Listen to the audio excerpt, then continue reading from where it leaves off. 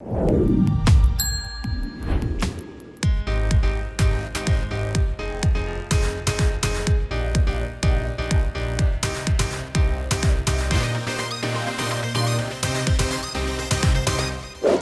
et bienvenue dans Maurienne Zap. Allez, c'est parti. Bonjour à tous, bienvenue dans votre nouveau Maurienne Zap. Allez, sans plus attendre, le sommaire de votre nouvelle émission. Rencontre avec Luca Rito qui prépare la finale du concours du meilleur apprenti boucher de France. Timelapse sur les hauteurs de Jarrier, réalisé par l'association Mauriennisez-vous. Voilà pour le programme de votre nouvelle émission. Rencontre avec un jeune talent qui participera prochainement au concours du meilleur apprenti boucher de France. Nous l'avons rencontré à Fourneau.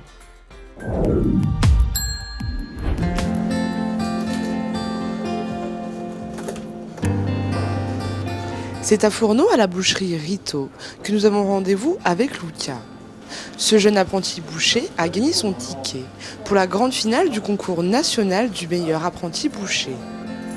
Et puis donc il y a 3 étapes à passer, donc les étapes départementales, donc je les ai passées, les étapes régionales aussi.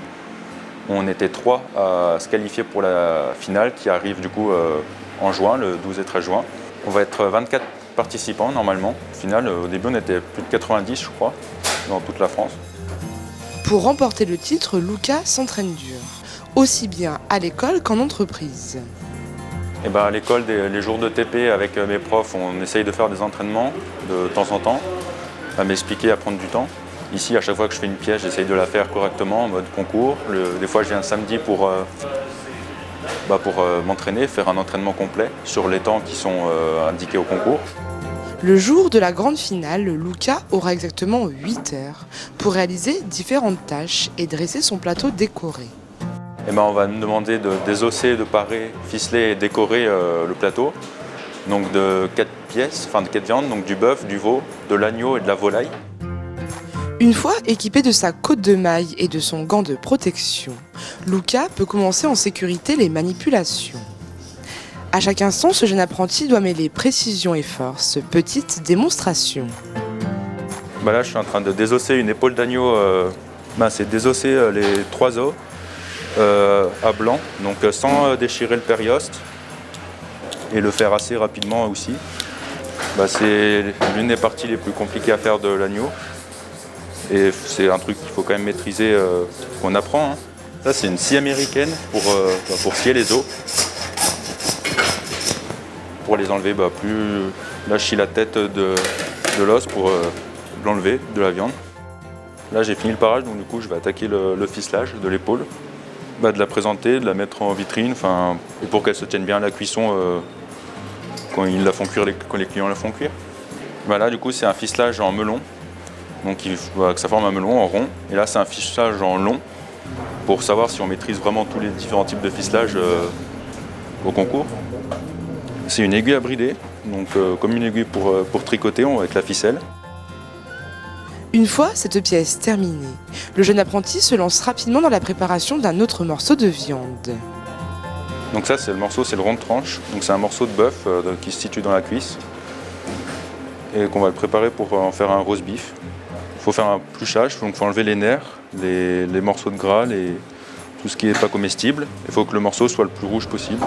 Là, du coup, une fois que j'ai terminé de plucher le morceau, le rond de tranche, là, je mets de la barde, du gras pour maintenir le morceau et je le ficelle en rôti. Donc c'est le deuxième mode de ficelage. Il faut que les nœuds y tiennent pour pas que la pièce s'écarte à la cuisson.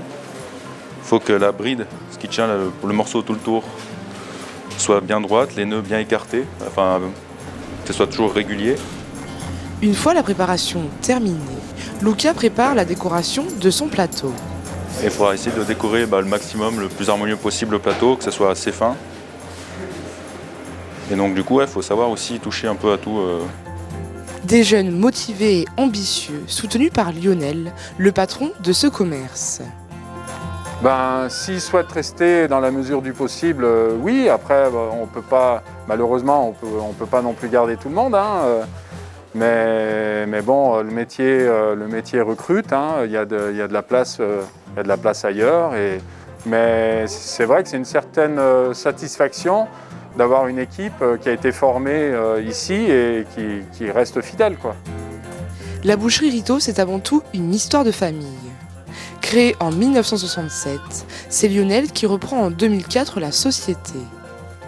Boucher de passion, il aime préciser l'importance de son métier et la complexité de celui-ci. Donc là, on est sur un caravan d'une génisse limousine. Le boucher, c'est pas tailler de la viande n'importe comment. Voilà, le but, c'est quand même de ne pas aller dans les muscles. Chaque morceau a une destination culinaire. Là, ça peut paraître un peu brut, mais par exemple, là, on a la poitrine, là, ça va être le pot-au-feu. Là, on a du plat de côte découvert, pot-au-feu également. Là, dans le collier, on va être sur bourguignon. Nous, on vend énormément de viande hachée, donc on tire au maximum des muscles pour faire des steaks hachés. Alors, nous, on travaille en circuit court avec les éleveurs, donc j'achète les animaux vivants aux éleveurs. Ensuite, ils sont abattus à l'abattoir, hein, forcément. Et donc ensuite on reçoit les bêtes en quartier entier comme ça. Moi je serais tenté de dire que la finale nationale meilleur apprenti boucher de France, c'est la finale, c'est le concours de toute une filière. Donc nous on concrétise le travail des éleveurs et on satisfait le consommateur. Nous souhaitons bonne chance à Luca pour la grande finale prévue en juin.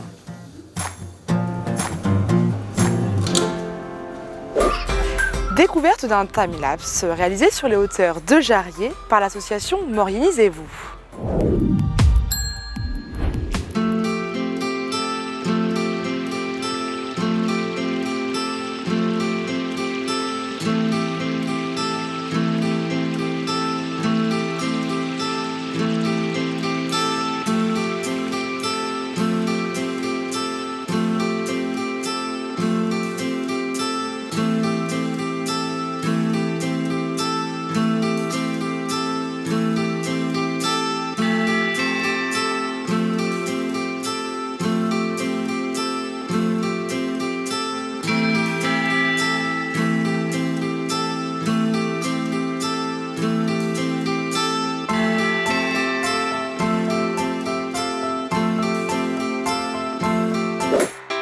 Votre ZAP touche à sa fin.